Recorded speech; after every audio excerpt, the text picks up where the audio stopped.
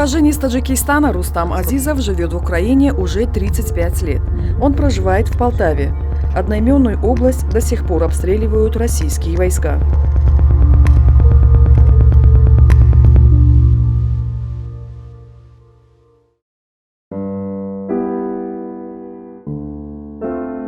Рустам уехал в Украину в 1988 году, поступив там в Полтавское военное училище.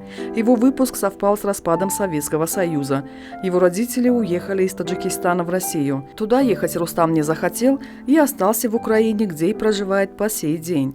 Мне очень понравилась эта страна, потому что здесь люди ментально открыты, так же, как и таджикистанцы. У них доброе сердце, они трудолюбивы, они гостеприимные. Рустам является гражданином Украины и считает ее своей второй родиной. Здесь он создал семью и обзавелся детьми. Здесь у него друзья и любимая работа. Он руководит Федерацией по греко-римской борьбе Полтавской области. Февральское вторжение российских войск в Украину разделило жизнь его семьи на до и после. Он вспоминает тот страшный день. Страх, боль, отчаяние и вечные вопросы «за что» и «почему». В начале 5 утра над нашим домом пролетали истребители. Открылась детская комната, туда вышли мои дети, у которых были глаза полные ужаса. Их трясло, но мне показалось, что они в один момент могут посидеть. Поэтому на сегодняшний день это было переживание как ужаса в глазах детей и слез в глазах супруги, когда мы узнали, что это уже полномасштабное вторжение. Рустам говорит, за 35 лет проживания в Украине он никогда не сталкивался с нацизмом, оскорблением или дискриминацией по национальному признаку. Я посещаю мечеть. Никаких фашистов здесь нет. Я здесь свободно себя чувствую. Я живу в свободной стране. Никаких притеснений со стороны, как тут могут сказать, бандеровцев или националистов. Нет у нас таких. У нас есть либо плохие люди, либо хорошие, так же, как и у вас в Таджикистане. У нас в Таджикистане. У меня ментальность осталась та, которая мне была привита в Таджикистане. В 2015 году, как полноценный гражданин Украины, участвовал в выборах. Я был депутатом районного совета. Когда был депутатом, я работал зам главы исполкома. То есть никто не смотрел на то, что я выходец из Таджикистана или моя фамилия не такая, как украинская. А побывав в России, это было в 2011 году, Рустам сразу почувствовал себя второсортным. Буквально через 3 часа после приезда к маме я стал хохлом. Вы знаете, меня назвали хохлом ее соседи, ее знакомые.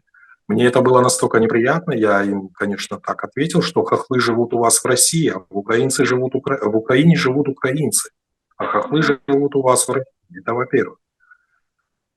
Через 3 часа я стал хохлом, через неделю я стал чуркой. А так как мама у меня татарка, то через 10 дней мы стали татарвой. С тех пор я зарекся ездить в Россию. Все родственники Рустама проживают в России, но после военного конфликта с Украиной их общение прекратилось. Причиной стали абсолютно противоположные взгляды на эту войну. Хотя потом мне звонили, мама мне позвонила, я ей пытался объяснить, что происходит. Но она сказала: я тебе не верю, нам по телевизору говорят совершенно другое. Брат мой родной тоже не общается со мной в силу того, что он считает, что действительно здесь есть какие-то фашисты. Я не знаю, как донести до вас, но мы живем в свободной стране. Мы имеем право выбирать президента, мы имеем право критиковать власть. Поверьте мне, находясь здесь, я не вижу абсолютно ничего. Не вижу никакого притеснения меня как выходца из Таджикистана. Российско-украинский военный конфликт не только внес раздор между Рустамом и его родственниками. Война разделила его и собственной семьей. Уже почти год его супруга с детьми проживают в Германии. Они бежали туда, опасаясь за свою жизнь. Сам Рустам остался в стране. Но мы общаемся по телефону, мы общаемся по видеосвязи я общаюсь со своей семьей. Ежедневно мы общаемся, связь поддерживается. Конечно, мы изменились, мы сильно изменились, мы стали другими. Сегодня Рустам продолжает свою деятельность в Полтаве. Он помогает социализировать детей с различными проблемами. Дети-переселенцы, дети из сложных семей, трудные подростки и те, кто пережил различного рода насилие. Также Рустам продолжает привлекать детей к спорту, в частности, греко-римской борьбе, предоставляя занятия на бесплатной основе. Работаю с детьми, спортсменами, то есть мы развиваем спорт детский в нашем регионе. Вот. Как представитель благотворительного фонда мы помогаем социально, в основном переселенцам.